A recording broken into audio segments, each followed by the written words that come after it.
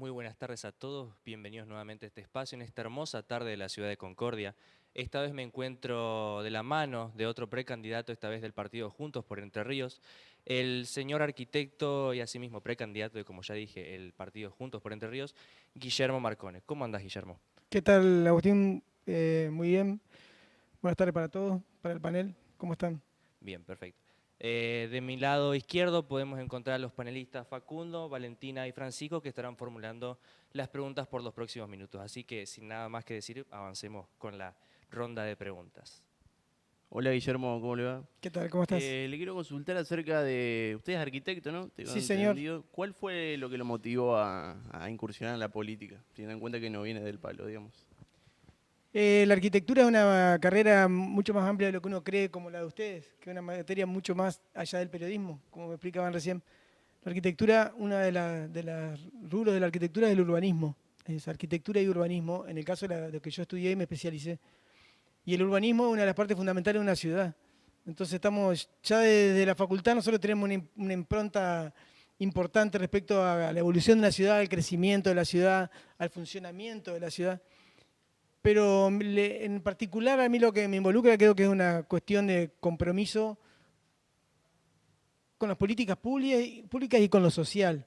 O sea, uno en la vida va creciendo y va asumiendo roles. Al principio uno se enfoca mucho en uno mismo cuando está estudiando, quiere lograr recibirse, terminar la facultad, después tiene una familia, se preocupa por sus hijos, por su familia en sí, por su trabajo, por estabilizarse en la vida. Y después cuando estás más viejo, como ya estoy yo, podés dedicarle más tiempo también y restarle tiempo a esas cosas que son las más importantes para dedicarle a la cuestión que nos involucra a todos, que es la sociedad en la que vivimos. Viendo la sociedad que estamos, creo que el deterioro que se ha generado en estos últimos años, creo que es motivo suficiente para involucrarse, participar, motivar a otros a que lo hagan. Y esa fue más que nada la razón. Ver cómo está la sociedad, cómo está la ciudad. Creo que necesita un cambio, necesita un golpe de timón. Y en eso estamos, para eso estamos trabajando. Bajo el partido político MID, ¿no? Tengo entendido. El MID es uno de los partidos, junto con el PRO, la Unión Cívica Radical, el Partido Socialista, UNO, un sector del Partido Peronista, que integran lo que se llama Juntos por Entre Ríos. Juntos por Entre Ríos es una alianza de todos estos partidos y lo que hace es justamente esta gran pertenencia demuestra la amplitud que tiene para poder albergar a distintas ideologías en donde todos dejamos de lado ciertas cuestiones ideológicas y priorizamos más que nada el pragmatismo, es decir, el qué es lo que hay que hacer para mejorar. Entonces hay espacios que son ideológicamente muy disímiles como el PRO y el Partido Socialista, pero que los dos pertenecen a esta alianza porque justamente han priorizado el hacer y qué son las cosas que nos unen a las cosas que por ahí nos ponen en distancia. Entonces creo que eso es lo que más valioso hace un espacio, cuando uno en un mismo espacio pueden convivir distintas vertientes ideológicas con respecto a salud, con respecto a urbanismo, con respecto a educación. El MID es uno de esos espacios y es al que pertenezco, que es el Movimiento de Integración y Desarrollo, que es un partido que fundó un expresidente que se llamaba Arturo Frondizi, junto con el abuelo de quien hoy es nuestro precandidato a gobernador, Rogelio Frigerio, y homónimo de él se llamaba también Rogelio Frigerio. Fue su ministro de Economía y juntos fundaron el MID en el año 1958, cuando ninguno de nosotros éramos nacidos. ¿Qué sería el desarrollismo, digamos, si lo tenemos que definir? Y el desarrollismo creo que es la base del éxito, en cierta forma, porque es el poner como foco la productividad. O sea, el hecho de que la gente tenga empleo, de que la gente quiera invertir, del que tiene tiene espíritu emprendedor, emprenda. Y cuando emprende, el proceso productivo empieza con un emprendedor que después se transforma en una pyme y después en una empresa o en una industria. Bueno, todo es el acompañamiento a ese sector se llama desarrollismo, motivar que eso ocurra. Me explico, ¿por qué ese desarrollismo en lo productivo va a traer desarrollo en lo económico? Y el desarrollo en lo económico es lo que va a financiar que se puedan aplicar mejores políticas sociales, mejores políticas en educación, en salud, y en todo lo que atañe a las políticas públicas. Primero necesitamos desarrollar el país, primero necesitamos que la gente tenga empleo, que cada uno tenga el orgullo de tener un trabajo, que es creo por lo que soñaron nuestros padres, por lo que luchamos todos los que estamos acá, por el día de mañana tener un trabajo que nos dignifique. Ustedes tienen la suerte de estudiar, que hoy se ha transformado en un privilegio, y aprovechenlo, porque van a tener la posibilidad de trabajar de lo que les gusta, y eso no le pasa a la mayoría de las personas. Entonces este privilegio del que ustedes están gozando, tienen que aprovecharlo lo mejor que puedan y tratar de poder ser lo mejor que puedan en el ámbito en que se desarrollen, ¿no? Muy bien. Una pregunta que yo quería realizar respecto, en este caso, a la educación, es ¿de qué manera usted cree que la innovación y el desarrollismo pueden cambiar la educación, en este caso a nivel local, pero qué importancia tienen también esos dos factores?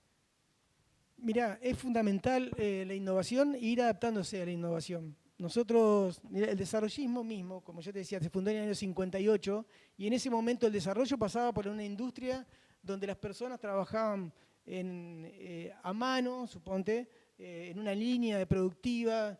Vos verás las fotos de aquella época que había una personita al lado de la otra haciendo una actividad productiva en una fábrica. Y hoy el 90% de las fábricas son industriales, son mecanizadas. Entonces el rol del operario que ocupaba antes, hoy ya no existe. O sea, la mayoría ha sido suplantado por la robótica, por la industria tecnificada.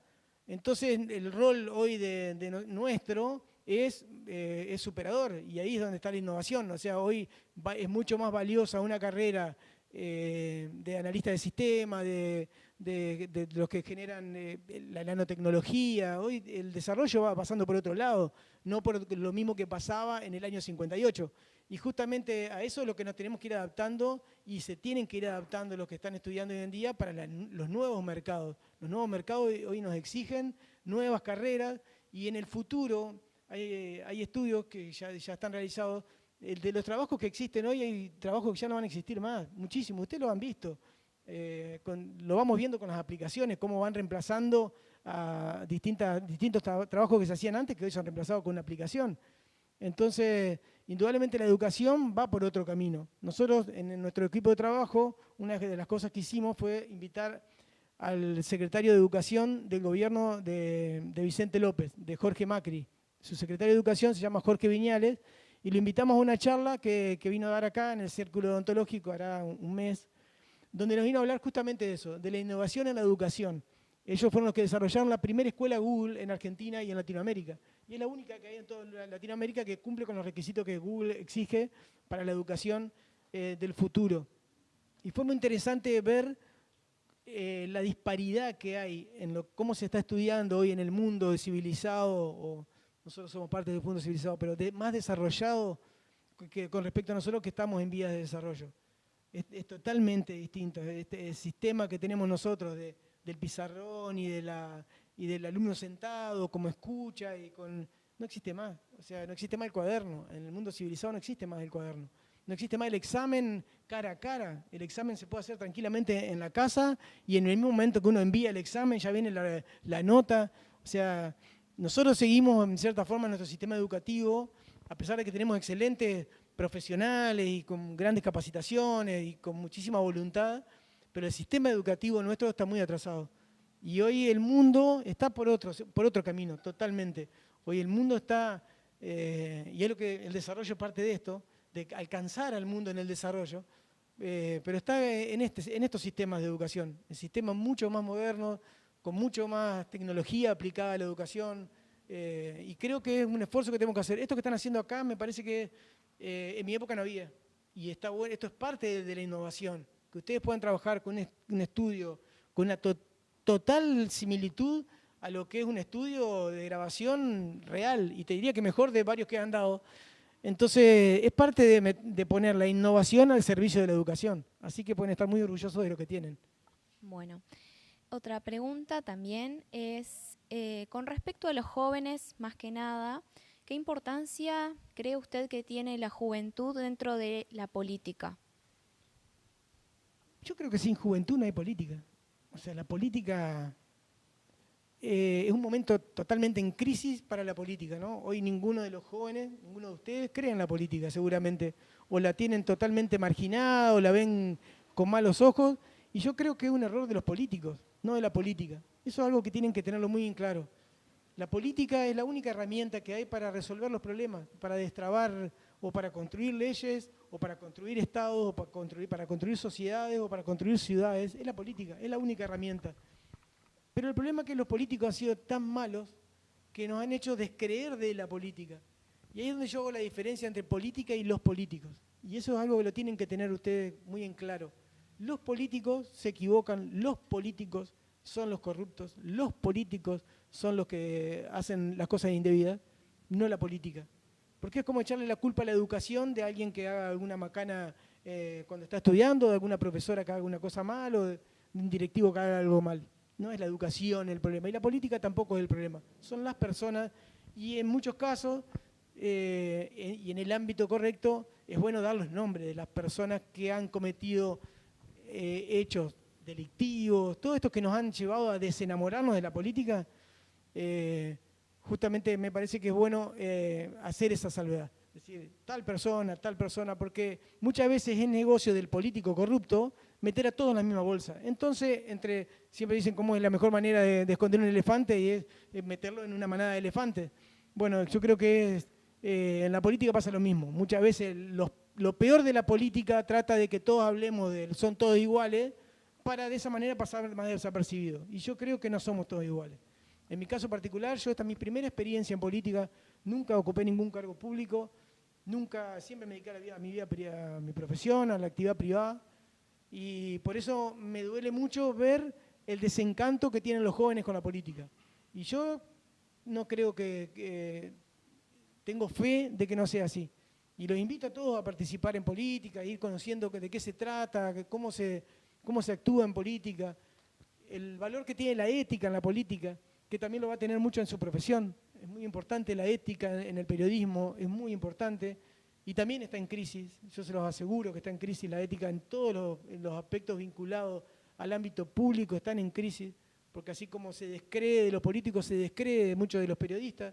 Se habla ustedes lo habrán escuchado porque están estudiando sobre eso, bueno, eso es parte de la ética. Y ustedes también van a tener un rol el día de mañana de luchar por la ética profesional. Y la ética profesional del político es también una parte que tenemos que defender los que nos estamos metiendo en política. Como lo van a tener que defender ustedes cuando estén trabajando ya en periodismo, ¿no? Bien, teniendo en cuenta su profesión, ¿tienen alguna medida pensada para el planeamiento urbano de nuestra ciudad? Sí, sin lugar a dudas es lo que a mí más me gusta y es lo que más he estudiado. Y lo estamos estudiando. Yo hice mi tesis de la facultad con un proyecto para Concordia, de la elevación de la Costa 14 y de la Defensa Sur, que por suerte después se llevó adelante. Eso lo hice en el año 94 y en el 2014 más o menos que se llevó adelante ese plan y toda la reestructuración de la costanera. No me adjudico con esto el proyecto, sino sí me adjudico el haber generado la inquietud de que se podía resolver de alguna manera. El proyecto no fue exactamente el que nosotros presentamos, porque cuando lo terminamos lo pusimos al servicio de la municipalidad. Pero en cuanto al urbanismo de Concordia, es muy particular. Concordia es una ciudad que está creciendo de manera alocada y sin planificación. La primera regla del urbanismo es el plan director. El plan director es una planificación de hacia dónde va la ciudad del 2050. Eso sería un plan director. Decir, bueno, nosotros en 2050 queremos que esto sea Concordia. Y uno ya lo dibuja, lo planifica, y ahí es donde empieza a actuar la parte técnica del urbanismo, que es decir, bueno, acá las arterias principales, hacia sur-norte, tienen que ser estas, tiene que haber una circunvalación que una la parte este con la parte oeste lo más rápido posible, tiene que haber un acceso rápido a los hospitales, tiene que haber X espacios verdes para los futuros barrios que va creciendo Concordia. Y hoy nada de eso pasa, hoy no hay un plan director. Y Concordia crece como una mancha alocada, así sin ningún tipo de planificación, sin ningún tipo de servicio. Porque ¿qué pasa? Hoy se toma 4 manzanas se hacen unas casillas de madera, se le da medio una forma de urbanismo porque más o menos siguen con la traza vial para que el día de mañana la calle pase por ahí, pero no tienen servicio, no tienen luz, no tienen cloaca, no tienen agua. Entonces todo eso atrás tiene que ir después la municipalidad a resolver el problema dominial primero de que al que se le tomó ese terreno hay que resarcirlo económicamente, al que se metió en el terreno a ver cómo se le resuelve su parte dominial, decir, bueno, está bien, este terreno va a ser tuyo, entonces podés construir algo de material, con tiempo, como todo, ¿no? Pero el urbanismo no va atrás, no tiene que ir atrás del problema. ¿Qué es lo que está pasando ahora? En vez de la planificación urbana ir por delante, que de eso se trata, la palabra planificación es tener un plan de lo que queremos, la municipalidad y el urbanismo municipal va por atrás. O sea, va llevando servicios, llevando transporte, para que haya transporte público, para que haya cloaca, para que haya agua, para que haya luz, atrás del problema. Y eso es lo que tenemos que revertir como primer paso. Tenemos que saber qué ciudad queremos y después que sepamos la ciudad que queremos, tenemos que planificarla, tenemos que dibujarla, tenemos que poner en un plano y tenemos que ir en pos de lograr que eso sea un objetivo. Entonces, ese es nuestro principal trabajo en cuanto al urbanismo. Definir la ciudad que queremos, que nosotros la tenemos, por supuesto, definida, y por dónde va a ir, cuál va a ser la estructura de esa ciudad. Y en cuanto al empleo, ¿qué medidas tienen pensadas tomar para generar empleo o para atraer inversiones a la ciudad? Bueno, ese es un trabajo, también hicimos una charla muy importante y hemos trabajado con ciudades que tienen el 5% de pobreza, que no es poco, ¿no? Al lado del 55% que tenemos nosotros. Ustedes piensen que yo les decía que ustedes son unos privilegiados, pero son privilegiados también porque ustedes han hecho su esfuerzo, ¿no? El 55%, o sea, de cada 100 chicos, hoy 55 no terminan el secundario. O sea, ustedes son parte del 45 que pudo terminar el secundario y deben ser parte de no más del 10% de los que siguen una carrera terciaria. No creo que sea más del 10% de los que pueden acceder a una carrera terciaria. Un poco en relacionado a lo que hoy preguntaba ella, creo que el empleo del futuro va a ir de la mano de la capacitación, ¿no? Esto que ustedes están haciendo, que es capacitarse en algo en específico, es por donde van a encontrar el día de mañana la posible salida laboral. Desde la política y desde un municipio, el trabajo desde un municipio es menor que el que tiene la provincia. Por eso yo cuando hablo con Rogelio Frigerio le digo, nosotros vamos a tener que trabajar mancomunados, porque Concordia no es una ciudad más, Concordia no es Colón y Concordia no es Federación. Concordia tiene un problema mucho mayor. El 55% es un tema que nos tiene que desvelar, que nos tiene que preocupar y que nos tiene que llevar a tomar medidas que son, por ahí son urgentes, ¿no? Y en diferenciar lo importante de lo urgente es donde nosotros vamos a encontrar cuáles tienen que ser las prioridades de nuestro trabajo. Es muy importante saber qué es importante, pero qué es urgente, porque eso va a determinar nuestras prioridades de trabajo. El empleo es una cuestión urgente. Entonces, lo que nosotros ya le pedimos a nuestro candidato a gobernador es que si ganamos, si todo sale como esperamos, que es ganar la provincia y ganar la ciudad, es declarar a Concordia en emergencia social. Concordia no es una ciudad común. Concordia está trazada, está cruzada por una maldición de pobreza que no la tiene otro. Y eso es producto de las políticas públicas que se han venido aplicando. O sea, no hay otra razón. Lo que yo le decía de los políticos, no es culpa de la política, es culpa de los políticos y de las políticas públicas que han aplicado esos políticos. La pobreza tiene una sola respuesta y es esa. Las políticas públicas se han aplicado. Indudablemente en Concordia no han sido las correctas y por eso no pasa lo mismo en Chajarí, no pasa lo mismo en Federación y no pasa lo mismo en Colón. Ciudades con muchos menos recursos que los nuestros y sin embargo están mucho mejor que nosotros. Villaguay es una ciudad que no tiene el turismo, no tiene las posibilidades que tenemos nosotros de turismo. El turismo es uno de los recursos productivos que tiene una ciudad y sin embargo está mucho mejor que nosotros, tiene índices mucho más bajos de pobreza que nosotros, pero mucho más bajos me refiero a un 10-12%. O sea, realmente alarma que una ciudad que no tiene la herramienta que nosotros tenemos esté mucho mejor porque estamos haciendo todo mal. Y entre nosotros lo que le pedimos ya a Rogelio Frigerio es que al declarar en emergencia Concordia, eso le permite una reasignación de partidas económicas. Esas partidas económicas tienen que ir directamente a la generación de empleo. ¿Y cómo se genera empleo genuino? La única manera es con el sector privado.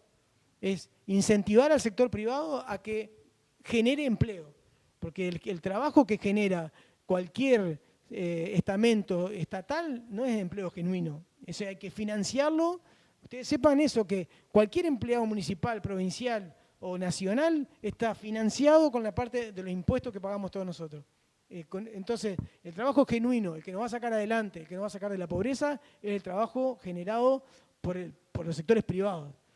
El primer eslabón es el emprendedor. Entonces tenemos una política para los emprendedores, que es el Banco de Herramientas Productivas.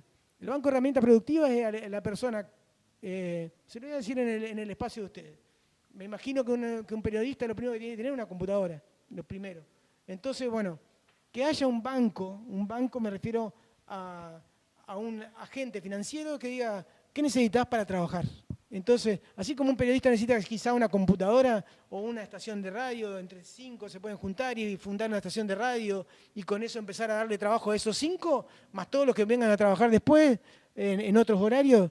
Bueno, ese banco que financia todo ese tipo de actividades de los emprendedores, que es la micro, porque también lo mismo pasa en los barrios, hay mucha gente que hace pasta frola, entonces necesita una máquina de amasar y necesita un horno para hacerla, otro que quiere fabricar bloques de cemento, entonces necesita una hormigonera y una máquina, una bloquera. Bueno, ese es el sector el inicial. A ese sector lo queremos cobijar con este banco. El banco de darle la herramienta para que trabaje y que se le da un plazo de 2 o 3 años para que después empiece a devolver lo que sacó, porque la idea es no regalar nada, porque lo regalado uno no le da valor, y que con esa plata que van devolviendo a medida que su emprendimiento va funcionando, poder ir financiando a los nuevos emprendedores.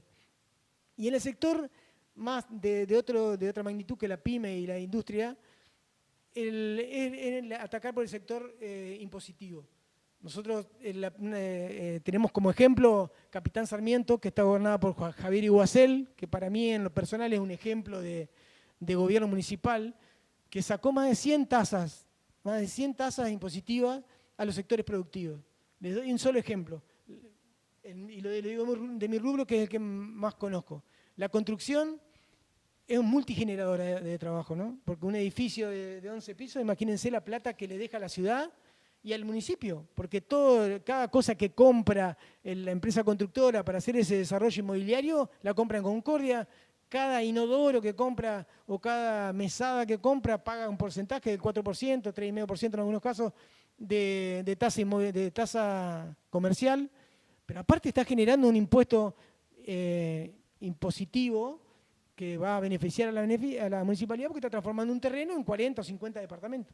Bueno, la municipalidad hoy, la forma que recibe ese inversor que viene a poner la guita acá en Concordia, que tomó esa decisión, que la habrá pensado y habrá analizado el negocio, cómo le va a salir, el rol de la municipalidad, la recepción que le hace es a través de un impuesto que se llama derecho de construcción. Entonces, en eso solamente ya uno creo que ejemplifica por dónde tienen que ir las políticas para beneficiar a los inversores, a las personas que van a dar trabajo. Eso es lo que yo me refiero con la reforma fiscal. Sacar los impuestos a los sectores productivos y eso lo podemos financiar bajando el gasto de la política. O sea, hoy se gasta muchísimo en la política, en los funcionarios, en los privilegios de los políticos, y eso es lo que tenemos que reducir. Y todo eso que reduzcamos de tener menos directores, menos secretarios, menos asesores, menos viáticos, menos choferes, menos teléfonos, menos licencias, lo que ahorremos de todo eso lo podemos volcar al sector productivo de esa manera, bajándole las tasas para que el sector productivo pueda levantar y por lo menos sacarle el pie de encima. Yo creo que con eso ya estarían contentos. Excelente, Guillermo. Bueno, desde ya queremos agradecerle su atención en este maravilloso programa, asimismo como a todo el equipo que tenemos detrás. Agradezco asimismo la perspicacia de mis compañeros, de mis queridos panelistas, Facundo, Valentina y Francisco. Y sobre todo quería agradecerte a vos, Guillermo, por haber asistido y haber compartido tus pensamientos a esta cultura que necesita ser guiada en algún punto. Bueno, te agradezco mucho, le agradezco mucho la invitación a Emilce y me alegro mucho que estén por este camino. Métanle que esta es la forma de tener un futuro mejor para todos, ¿no? Voy a citar ahora, para cortar ya, una pequeña parte de la Constitución Nacional diciendo que vivimos bajo la forma representativa, republicana y federal. Entonces nosotros somos los únicos capaces de elegir a quienes nos gobiernan, asimismo como somos los únicos capaces de mejorar tanto el país como nuestra ciudad. Así que el poder, más allá que estén los políticos, está en el pueblo.